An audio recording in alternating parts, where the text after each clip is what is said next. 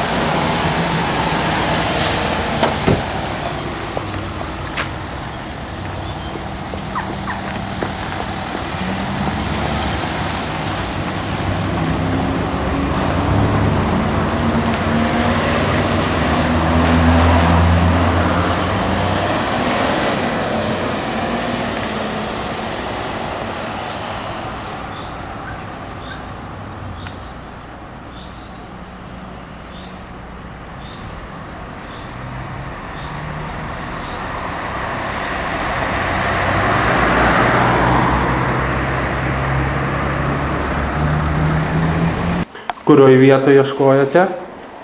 Čia pas mūsų Ukmergės miestas yra ir mes maždaug šitam plotį ten ieškojom.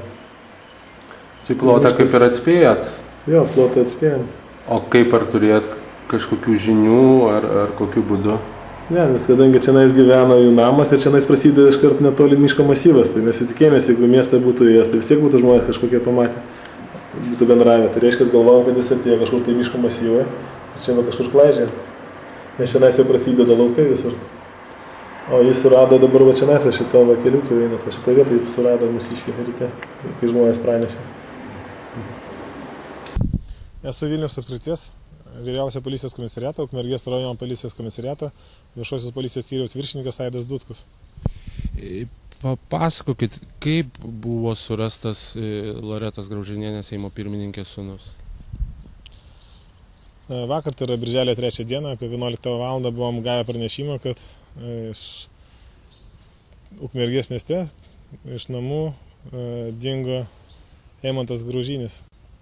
Ir tada ėmėmės priemonių, būtent pirminių veiksmų, vykdyti paiešką, nes supratom, kad jisai išėjo, kad jisai turi klausos negalią, žmonėms su kuo susitiktų, sudėtinga būtų su juo susikalbėti, dėl to buvo mestas gan didelės pajėgos su jo paieškai. Kokios pajėgos?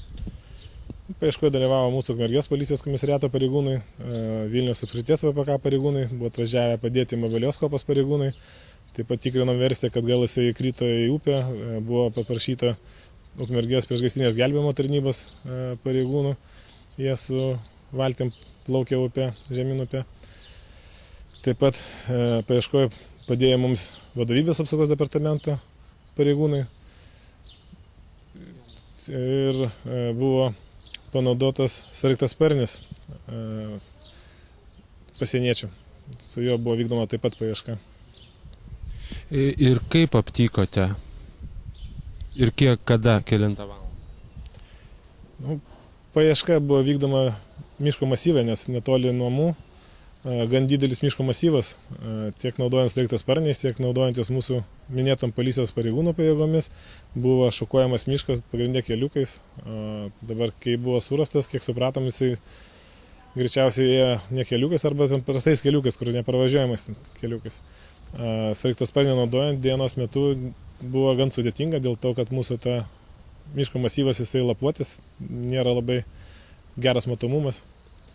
O surasta buvo paprasčiausiai jisai ryte apie po 6 val. 11 minučių buvo gautas pranešimas, pranešė moterį iš Daumantiškių kaimo, kad pastebėjo vaikiną, su kuriuo sunku susikalbėti ir kreipėsi, kad gal čia kažkoks vaikinas pabėgęs iš kažkur tai iš ligonės ir panašiai. O kadangi mes, kai vykdėm paiešką, buvom informavę visus bendrus pagalbos centrus, tiek Vilniaus, tiek Klaipėdos, kad gavę bet kokį pranešimą, kuriame žmonės paminės, kad su klausos negalia kažkokiu tai vaikinu neišeina susikalbėti ir kad iš karto būtų pranešta policijos pajėgom artimiausiam, kad reaguotų į tą pranešimą. Taip ir gavosi. Kai mes bendrasis pagalbos centras gavo pranešimą, iš karto tas pranešimas buvo perdrastas policijai ir mūsų pareigūnai nuvažiavo ir netoli Daumantiškio jie sutiko einantį keliu. Jis greičiausiai pasiklydo išėjęs pasivaikščioti. Taip, tai mūsų buvo iš kelių versijų, buvo viena versija, kad jisai kažkur tai blaškosi tam miško masyve. Dėl to ten mūsų pagrindinis buvo darbas būtent tą miško masyvą šukuoti ir tenais ieškoti.